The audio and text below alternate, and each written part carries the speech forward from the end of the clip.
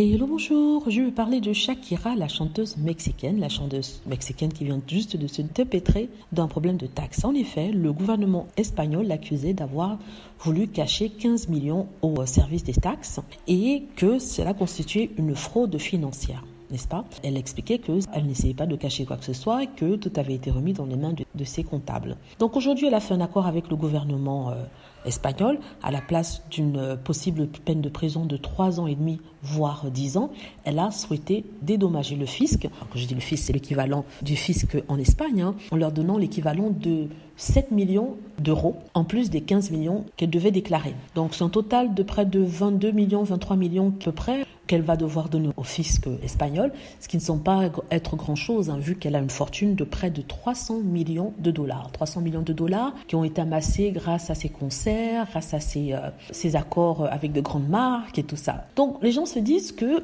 le fait qu'elle ait payé, c'est admettre qu'il y a eu faute et que peut-être qu'on devrait la boycotter. Personnellement, je ne sais pas. C'est vrai que c'est malhonnête de cacher son argent, mais ce n'est pas la seule personne à le faire. Même les hommes politiques le font. D'ailleurs, un homme politique très connu en France avait été pris la main dans le sac alors qu'il transportait des valises. En tout cas, on avait raconté qu'il transportait des valises de billets d'euros. Au lieu d'avoir une peine de prison, il a eu une peine de prison avec sursis et un bracelet autour de la cheville. Un bracelet électronique.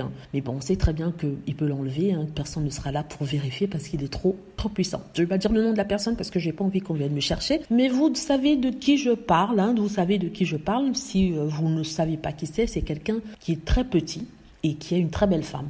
On va dire ça comme ça. Et surtout, s'il vous plaît, ne dites pas le nom en commentaire parce que je veux pas que ce soit pris par YouTube et qu'on poursuive, n'est-ce pas? Donc, je voulais parler de ça. Shakira a caché ses millions. C'est ce que font la plupart des riches en France ou dans le monde. Ils vont dans les paradis fiscaux pour cacher leurs millions. Et ce sont ces mêmes personnes qui nous donnent des leçons de morale à nous qui ne souhaitons pas payer nos taxes ou qui n'avons pas suffisamment pour payer nos taxes. Je parle des politiciens qui cachent leur argent. Il y avait l'exemple de Cahuzac.